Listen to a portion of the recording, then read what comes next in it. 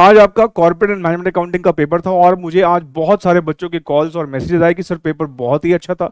Almost सभी कुछ हमने क्लास में देखा या किया हुआ था। आई विश कि आप सबके बहुत बहुत अच्छे मार्क्स आए। बाकी अब हम बात कर लेते हैं अपने अगले पेपर की, जो है फाइनेंशियल एंड स्ट्रेटेजिक मैनेजमेंट।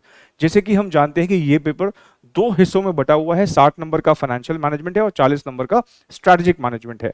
हो सकता है जब आप घर में अभी रिवीजन कर रहे हो तो आपने एसएम के रिवीजन से पहले स्टार्ट किया हो, कोई दिक्कत नहीं है, बहुत बढ़िया है। बल्कि अगर आप एसएम से रिवाइज करते हो तो एसएम का एफएम के मुकाबले में बेहतर इनपुट आउटपुट रेशो है। मतलब एफएम में हम जितना एफर्ट लगाते हैं, एसएम में उससे बहुत कम एफर्ट है और ठीक ठाक रिवॉर्ड भी 40 मार्क्स मिल जाते हैं। तो अगर आपने एसएम से रिवीजन स्टार्ट किया है, बहुत बढ़िया, बिल्कुल उस पर अपना कंटिन्यू रखिए। बाकी मैं अभी एसएम की बात भी करूंगा, मैं पहले एफएम की बात आपके साथ कर लेता हूं। देखो एफएम में बहुत सारे प्रैक्टिकल चैप्टर्स हैं और जितने ज्यादातर प्रैक्टिकल चैप्टर्स का आप देखोगे तो कोई ना पैटर्न नहीं है। मतलब एक अटेम्प्ट में इंस्टीट्यूट ने बहुत सारे क्वेश्चन पूछ लिए, अगली बार फिर वेटेज कम कर दिया। लेकिन कुछ टॉपिक्स जो मैंने ऑब्जर्व किए उसमें मुझे एक पैटर्न दिखा। और मैं जैसे सीएमए में कहा था, मैं पहले ही कह रहा हूं, मैं छोड़ने के लिए कुछ नहीं कह रहा हूं, बस मैं ये कह रहा हूं कि बाकी चैप्टर्स के मुकाबले जब आप इन चैप्टर्स को रिवाइज करें तो थोड़ी सी ज्यादा एनर्जी लगाइएगा, थोड़ा ज्यादा जान लगाइएगा और थोड़ा बेहतर तरीके से रिवाइज कीजिएगा। बिकॉज ये कुछ सिलेक्टेड टॉपिक्स हम अगर देखें तो इनका कंबाइंड वेटेज 39, ये आउट ऑफ 100 नहीं है, आउट ऑफ 60 है। एफएम कितने मार्क्स का? 60। 60 में से 39 नंबर, 60 में से 40 नंबर, 60 में से 36 नंबर, तो ठीक ठाक वेटेज है। एक बस एक्सेप्शन है, दिसंबर 19 में इन चैप्टर्स से 27 नंबर का पेपर आया। पर इसकी एक कहानी भी है, मैं बताऊंगा। एक इंस्टीट्यूट ने बम छोड़ा था इस पर्टिकुलर टाइम में, टाइम वैल्यू ऑफ मनी से अनएक्सपेक्टेडली 10 एमसीक्यूज पूछ डाले थे। तो मैं बात करता हूं अभी उस पर। लेकिन मैं कहूंगा कि जब आप रिवीजन कर रहे हैं एफएम का तो इन टॉपिक्स पे थोड़ा सा एक्स्ट्रा फोकस डालिएगा। बिकॉज अगर पैटर्न दिख रहा है तो इन टॉपिक्स में एक क्लियर पैटर्न थोड़ा बहुत दिखता है। इन सब में भी सबसे ज्यादा इंपॉर्टेंट अगर हैं तो वो दो चैप्टर्स, कॉस्ट ऑफ कैपिटल और दूसरा security analysis and portfolio management. हम जब अपनी नॉर्मल तैयारी भी करते हैं, जब हम क्लासेस लेते हैं तो हम कोशिश करते हैं कि इन दोनों टॉपिक्स को आगे पीछे ही रखें। मतलब कॉस्ट ऑफ कैपिटल के बाद हम एसएपीएम करते हैं, क्योंकि इन दोनों टॉपिक्स में ना कुछ कॉमन कॉन्सेप्ट्स हैं। जैसे कि हम देखते हैं सीएपीएम मॉडल, वो दोनों में पढ़ते हैं हम, नहीं तो कुछ कॉमन कॉन्सेप्ट्स है, तो इसलिए हम दोनों को साथ साथ देखते हैं। और इन दोनों का कंबाइंड वेटेज आप देखिए, पिछले अटेम्प्ट में दिसंबर 21 में 20 क्वेश्चंस आए, उससे पिछली बार 15 क्वेश्चंस आए और उससे पिछली बार तो हद ही हो गई 24 क्वेश्चंस। 24 क्वेश्चंस आउट ऑफ 60 का मतलब हो गया 40% का वेटेज। 40% का वेटेज सिर्फ दो ही चैप्टर्स में से। और अगर लोएस्ट भी अगर आप चेक करें तो 15 नंबर है। 15 भी अगर हम देखते हैं आउट ऑफ 60 तो 25% का वेटेज होता है। तो ये दो चैप्टर्स तो अपनी हिट लिस्ट पे रखिएगा, जब भी रिवाइज करें बहुत अच्छे से रिवाइज करना है ये दोनों चैप्टर्स आपको, ठीक। उसके बाद मुझे अगर किसी में पैटर्न दिखा और अच्छी इनपुट आउटपुट रेशियो दिखी, वो दिखा डिविडेंड पॉलिसी में। छोटा सा टॉपिक है, मेन यहां पर 3 अप्रोचेस हम पढ़ते हैं, वॉल्टर मॉडल, एमएम मॉडल और एक गॉर्डन मॉडल। इनमें भी ज्यादा इंपॉर्टेंट ज्यादा कौन सा रहता है? वॉल्टर मॉडल रहता है। तो ये बड़ा छोटा सा टॉपिक है, कंटेंट बहुत ज्यादा है नहीं, पर आप फिर भी देखिए ठीक ठाक बढ़िया वेटेज है भाई। 6 क्वेश्चंस पूछे हैं पिछले अटेम्प्ट में आउट ऑफ 60, 10% का वेटेज होता है।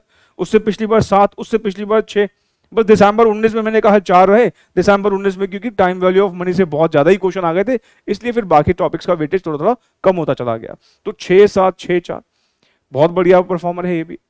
उसके बाद अगर मैं लेवरेजेस देखूं, लेवरेजेस एक ऐसा टॉपिक है जो काफी आसान है, जब भी जितने भी क्वेश्चन आते हैं बहुत प्यार से हो जाते हैं, बहुत सिंपल टॉपिक है। और इससे भी अगर हम 2 अटेम्प्ट देखें पिछले वाले तो ठीक ठाक वेटेज आ रहा है। उससे पहले 2 और 4 था, but still input output ratio इसका भी ठीक है, इजी टॉपिक है और ठीक ठाक वेटेज इससे भी आ रहा है। कैपिटल बजटिंग तो हमेशा से ही एग्जामिनर्स का फेवरेट रहा।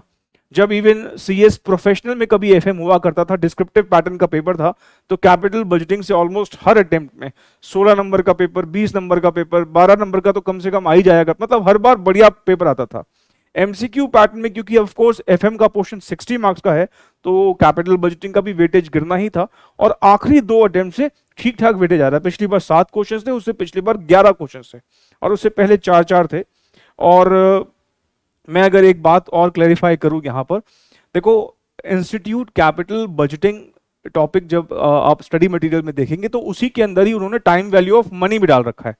मतलब इंस्टीट्यूट की नजर में capital budgeting includes time value of money, हालांकि जब हम अपना पढ़ाई करते हैं तो मैं टाइम वैल्यू ऑफ मनी को एज अ सेपरेट चैप्टर पढ़ाता हूँ, और कैपिटल बजटिंग में भी टाइम वैल्यू ऑफ मनी का ऑफ कोर्स यूज होता है, लेकिन still time value of money ना और ब्रॉडर कॉन्सेप्ट है, उसमें और बहुत सारी बातें बतानी होती हैं, इसलिए हम उसको सेपरेट चैप्टर की तरह पढ़ते हैं।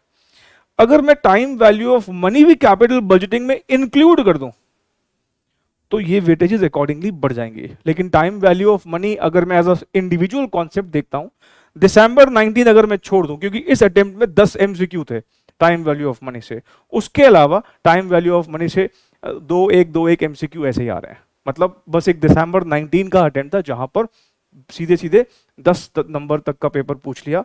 मैंने बाकी चैप्टर्स यहां इसलिए नहीं रखे क्योंकि उसमें क्या था, कोई फिक्स्ड पैटर्न नहीं था।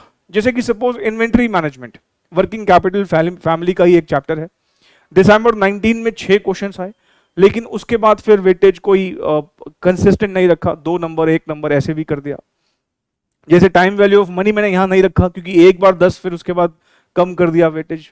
तो ऐसे बहुत सारे टॉपिक्स हैं, या कहें कि जितने बाकी के बचे हुए टॉपिक्स हैं उसमें कोई फिक्स पैटर्न नहीं है, आएगा लेकिन सब में से अगर आप कोई भी टॉपिक छोड़ के जाओगे तो ये मान के चलो नुकसान तो होगा।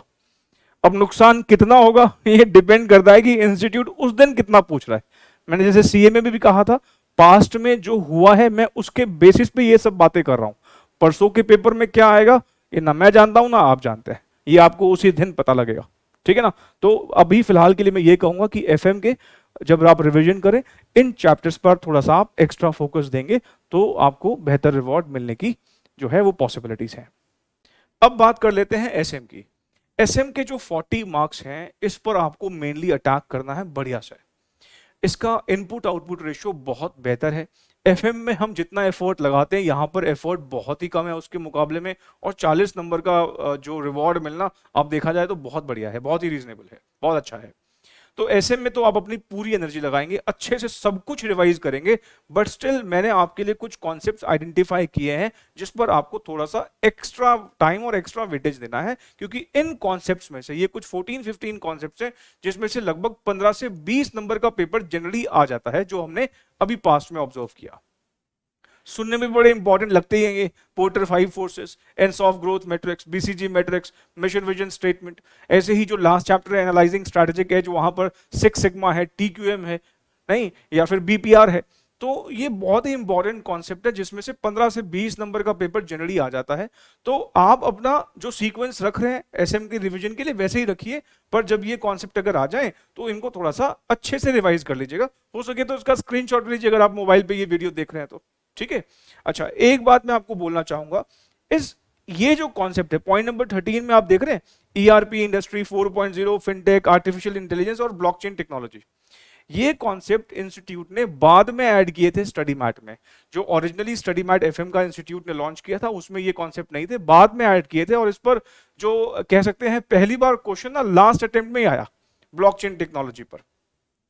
क्लास में हमने डिस्कस कर रखा है, बुक में भी आप देखोगे है, तो आपको जो है ये अच्छे से करके जाना है। आगे आने वाले अटेम्प्ट्स में हो सकता है इनसे क्वेश्चंस थोड़े से और ज्यादा दिखें, ठीक है।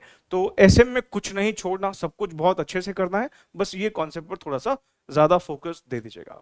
एक डिस्क्लेमर मैं वापस से देना चाहूंगा कि आपको छोड़ना कुछ भी नहीं है, ये सिर्फ मैं आपकी ये हेल्प हो सके कि ये वो टॉपिक हैं जहां पर हमें ज्यादा मार्क्स मिल सकते हैं। मैंने जैसे यहां पर उस टॉपिक की बात नहीं करी, introduction to management, basic topic जो है हमारा एसएम का, अब वो टॉपिक से भी 5-6 एमसीक्यू आ जाते हैं, और उसमें बातें कौन सी लिखी हैं, वही 12th वाली, प्लानिंग, कंट्रोल, स्टाफिंग, डायरेक्टिंग वगैरह। तो छोड़ेंगे हम कुछ भी नहीं, बस ये है कि ये टॉपिक वो टॉपिक है जिसमें मार्क्स हमें थोड़े से ज्यादा मिल सकते हैं, ठीक है ना। Wish you all the very best. I hope कि आप सबके बहुत अच्छे एग्जाम्स हो। Thank you so very much, take care, bye.